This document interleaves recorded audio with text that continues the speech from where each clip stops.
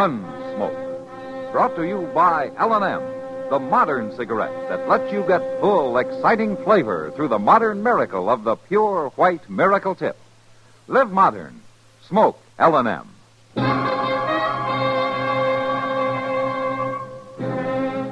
Around Dodge City and in the territory on West, there's just one way to handle the killers and the spoilers, and that's with a U.S. Marshal and the smell of Gunsmoke.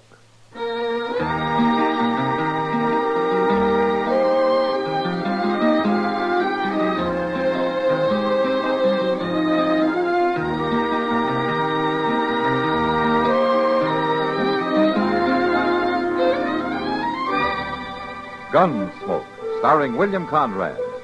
The story of the violence that moved west with young America. And the story of a man who moved with it. I'm that man. Matt Dillon, United States Marshal.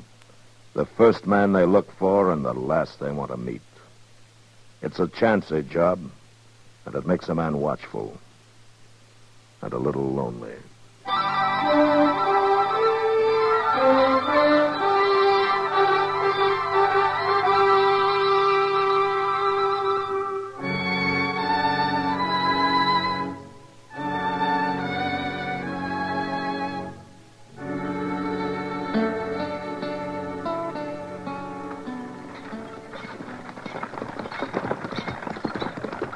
Oh, there. Oh, there.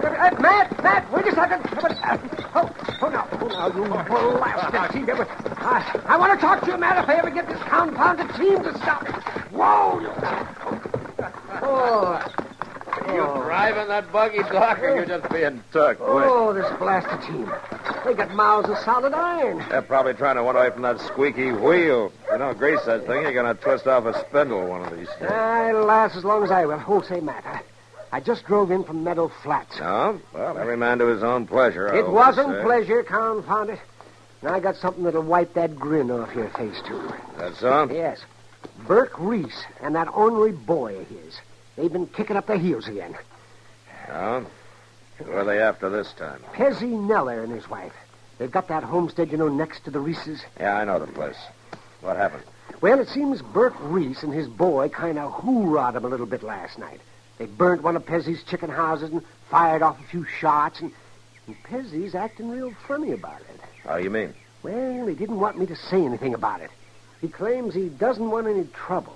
Doc, with Burke Reese after him, he's already got trouble.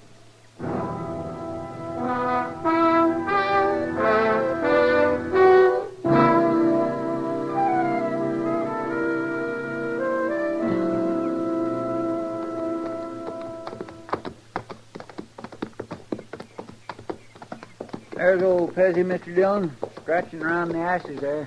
Uh-huh. Well, Marshal, Chester, this is a mighty pleasant surprise. Morning, Pezzy. Hi, Mr. Neller.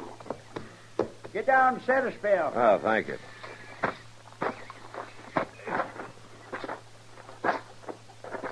Cora's got some coffee on. Be ready directly. Oh, fine. We could do with some. Well, looks like you might have had a little trouble out here last night, Pezzy. Trouble, Marshal? Well, that chicken house burnt right down to the ground. Oh, yeah. Yeah, but the studding ain't hurt much. Be no chore to fix it up. Lose many chickens? Oh, about a dozen, I reckon. Got most of them out, though. Oh, you're mighty lucky. Yes, sir. That's just the way I look at it, Marshal. Mighty lucky. It's a downright hollering shame, if you ask me. Pezzy, I understand there were some shots fired last night. Look, Marshal, you hadn't ought to rode clear out here just on account of this little go-around. Well, it didn't amount to a hill of beans. You're a patient man, Pezzy. Just can't abide trouble, I guess. Never could for some reason. Too bad the Reeses don't feel the same way.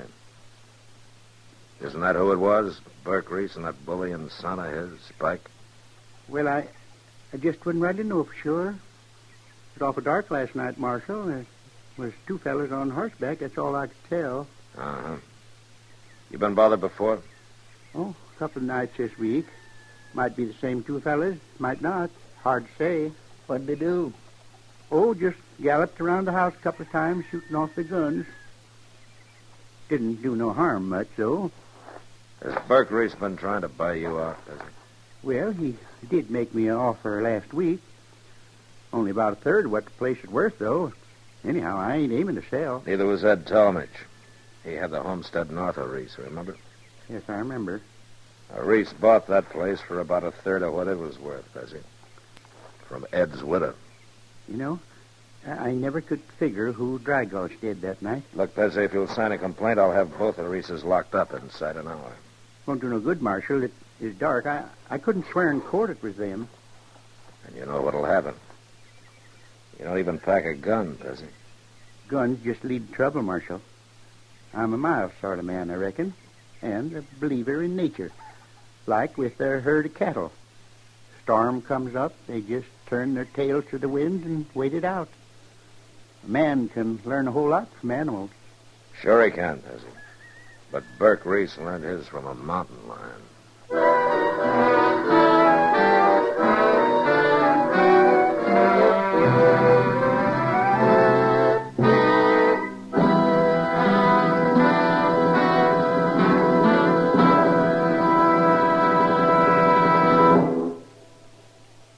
Free yourself of old-fashioned ideas.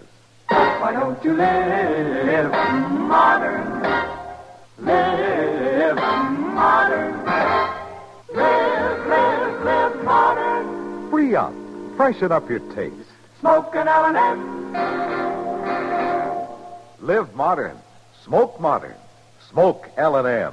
Enjoy full, exciting flavor through L&M's Pure White Miracle Tip. L&M draws easier. Tastes richer. Smokes cleaner. That's why today more people are changing to L&M than to any other cigarette. So free up. Freshen up your taste. Live modern. Change to L&M. Make today your big red letter day and start to live the modern way. Live modern. Smoke an L&M. It's America's fastest growing cigarette.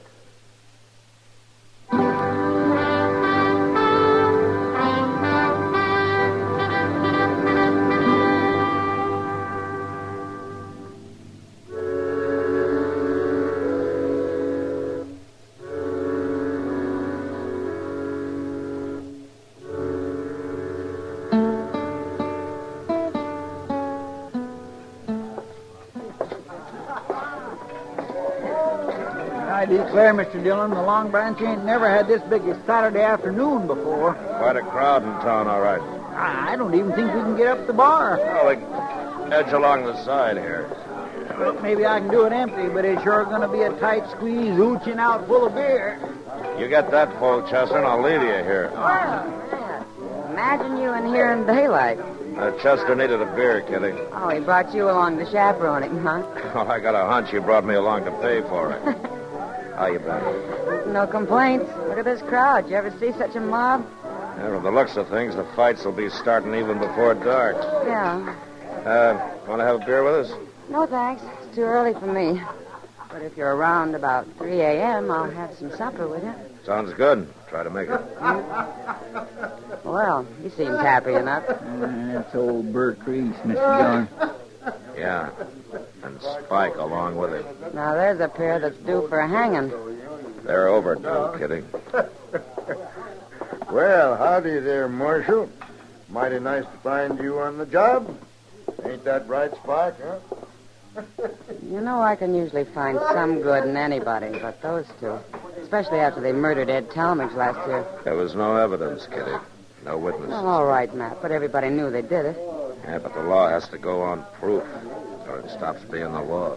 But people are afraid of him, Matt. They're afraid even to go into court and tell what they know. Matt, No? Matt, come here. Just a minute, Doc. Come on, Chester. Let's see what he wants. I'll talk to you later, Kitty. Don't forget, Matt, supper at 3. Yeah. Out there in the street, Matt, some folks got themselves in a peck of trouble. Oh, Pezzy Neller and his missus. When they come out of Jonas's store and started to drive off, the team pulled the front axle out from under the wagon. Let the whole bed drop right down into the street. I see. Look, you better stay here, Doc. Excuse me. Would you let me through here, please? Yeah, stand up. Excuse me, please. Oh, now, ho, there, ho. Looks like you had a little trouble there, Pezzy. Oh, hello, Marshal. Yeah, I reckon the kingpin must have fell out. Kingpins don't fall out, Pezzy. They fit in from the top. Guess to do with that. Well, then it must have bounced up and fell out over the top somehow. Uh-huh. Did you see Burke Reese take that pen out? No, sir, can't say I did, Marshal. Me and Cora was inside the store there. All right, what about the rest of you? Any of you see Burke Reese or anybody else fooling around this wagon?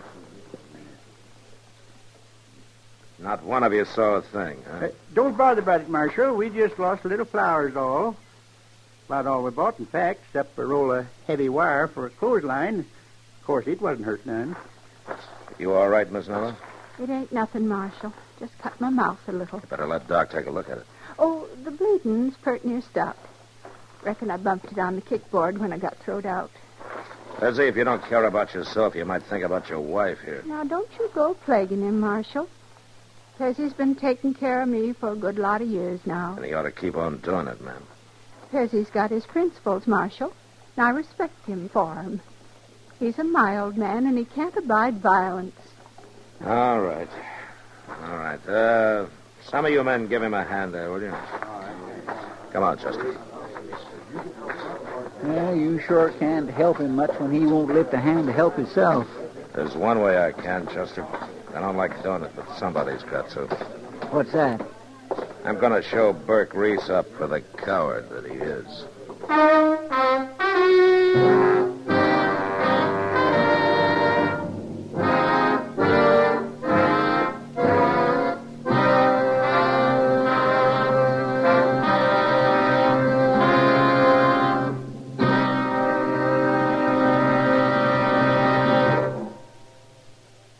Free yourself of old-fashioned ideas. Why don't you live modern? Live modern. Live modern. Free up. Freshen up your taste. Smoke an L&M. Only the modern miracle of the pure white miracle tip can bring all of L&M's full, exciting flavor through to you. And that's the big reason why today more people are changing to L&M than to any other cigarette.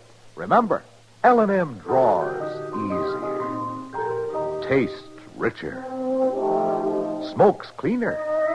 So live modern. Change to L&M. Make today your big red letter day and start to live the modern way. Live, live, live modern. Smoke an L&M. It's America's fastest growing cigarette.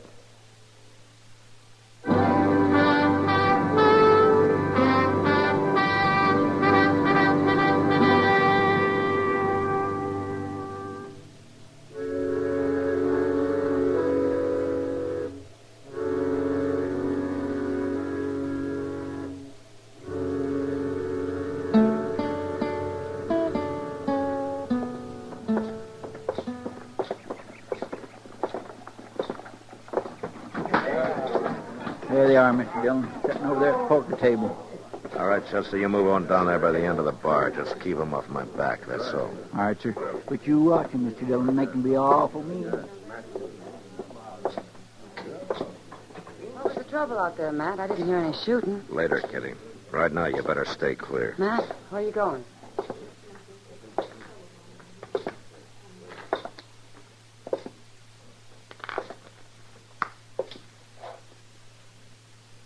Well, Marshal, me and the young'un's getting up a little game. Like to sit in, would you? Reese, you're a filthy murdering coward. Now, you got no call to talk like that, Marshal. You shot Ed Talmadge in the back last year so you could buy out his homestead. That so? Now you're after Pezzy Nuller. You shot up his place a couple of times and burnt one of his buildings. Pezzy say all that, did he? Pezzy's not one to stick up for his rights, so somebody's got to do it for him. Reese, I just called you a rotten coward. Hold it, Spike. That's just what he's trying to get us to do. It won't work, Marshal. I ain't gonna draw on you.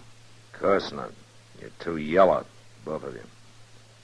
Except with a man like Pezzy Nuller, who doesn't wear a gun. I ain't drawing, Marshal. Didn't you hear me, Burke? I called you a lying coward. I'm sitting right here. No, you're not. Now get up on your feet. Get up! I know you, Marshal. You'd never shoot a man down cold. I wouldn't. Spike, reach over slow. Unbuckle my gun. You touch that belt, Spike, and I'll blast you out of your chair. All right. Leave it, Spike. But I still ain't making no move. No? Well, maybe this will do it.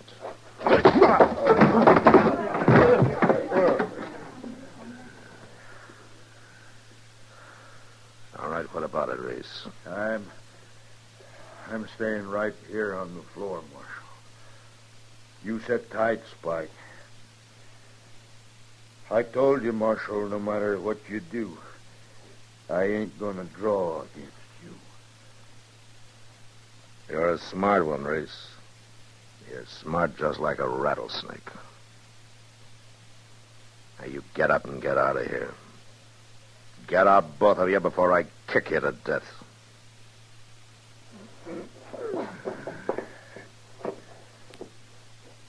Come on, Spike.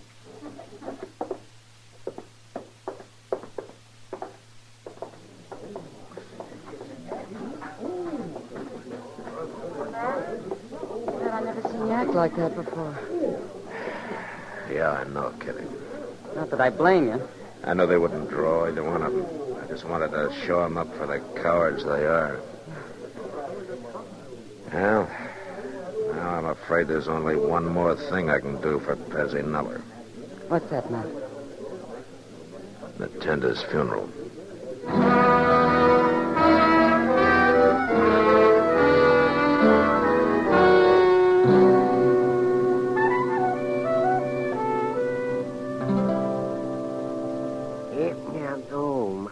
Old Chester, this is the worst coffee I ever tasted. I drunk better embalming fluid. Well, you kept your mouth shut, Doc, till after you'd swallowed 3 whole cups. Well, no wonder my throat was still paralyzed from the first swallow. Well, you're sure losing a lot of sass for being paralyzed in the neck. You want some more, Mr. Dillon? Oh, not right now, Chester. By Jim, you complain about it, Doc, but I notice you always come hot-footing over here first thing when you wake up. It's a trial by torture, Chester.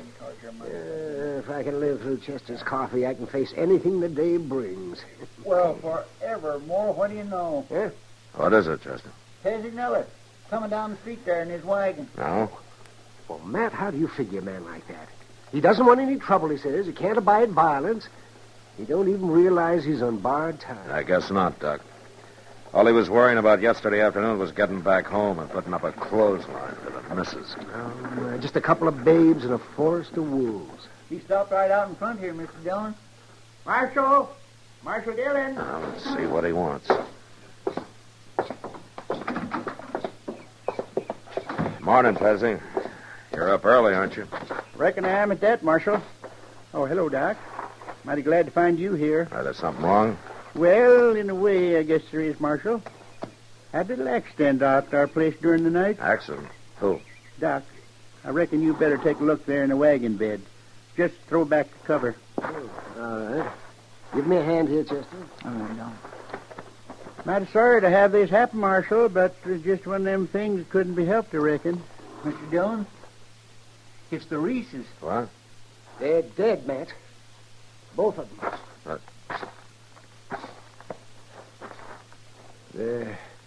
Their necks have been broken. There's marks across their throats. It's like they've been hanged. Yes, sir. That's exactly what I said to Cora this morning when we found him laying there. Looked like they'd been hanged, what I said. Found him where, Pezzy? What happened? Well, sir, me and Cora woke up last night and heard some shooting and hurrahing like them other times. Yeah? Only it stopped all of a sudden and the horses galloped off, so we went back to sleep. This morning when I come out, I found these two laying right there in my chicken yard that are in doornails. Go on. Then I figured it was that doggone clothesline, Marshal. I put it up good and solid, 'cause Cora always hates to have her wash get down in the dirt. And I reckon these two just didn't see it in the dark that way. They rode right into it. Man's got a number 20 rigging cable hooked under his chin and a galloping horse stretching his feet in the stirrups. Well, sure don't do his neck no good. No, sure doesn't. Well, you better take him down to the undertaker's. Yeah, all right.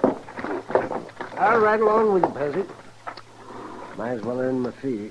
Well, I'm sure sorry to put you fellas out this way, but man can't be expected to go around warning all his neighbors every time he puts up a new clothesline. No, I guess not, Pezzy. At that, I got to change the darn thing when I get back home. Put it a foot and a half too high for some fool reason. Well, Cora can't even reach it. Come on, get up, boss. Stop in to see us, Marshal, whenever you're out our way. Yeah, I will, Pezzy. Well, Chester, never sell a mild man short. Well, you said them Reeses was overdue for hanging, Mr. Dillon. Yeah. They're sure not overdue anymore.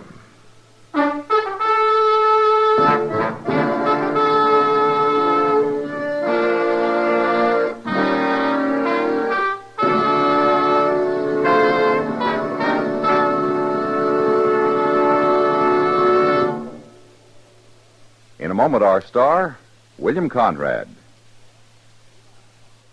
We laugh at Humpty Dumpty's tumble. We roar at the comedian who slips on a banana peel. But the unfunny fact is that almost 14,000 Americans died from falls in their own homes. Why did they fall? Silly little reasons, mostly. There was a toy on the stairs that they didn't see. There was that loose board on the porch they'd always meant to fix. Or maybe the scatter rugs scattered at the wrong moment. Or they climbed on a chair to straighten the drapes. It seemed so important at the time. Home accidents are second only to those on the highways and the terrible mortality they cause. And falls account for almost half of home accidents. Look around your house today and see that the causes of falls are removed wherever possible, that floors and stairs are in good repair and well lighted, that obstructions are removed and carpets secured. See that a slick wax job doesn't slide you into the hospital. Have a proper stepladder and use it instead of climbing on unsteady furniture. It's so simple to prevent accidents, so tragic to face their consequences. Check your home for fall traps today. And now, William Conrad. You know, on the frontier, there was usually plenty of fresh meat to be had. Antelope, venison, buffalo, prairie chicken. And yet next week a man dies because of one small yearling calf. And that was the West. Gunsmoke. Produced and directed by Norman MacDonald, stars William Conrad as Matt Dillon, U.S. Marshal. The story was specially written for Gunsmoke by Les Crutchfield, with editorial supervision by John Meston. The music was composed and conducted by Rex Corey. Sound patterns by Ray Kemper and Tom Hanley. Featured in the cast were Ralph Moody, John Daner, and Helen Cleve. Harley Bear is Chester, Howard McNear is Doc, and Georgia Ellis is Kitty. Join us again next week for another story on Gunsmoke.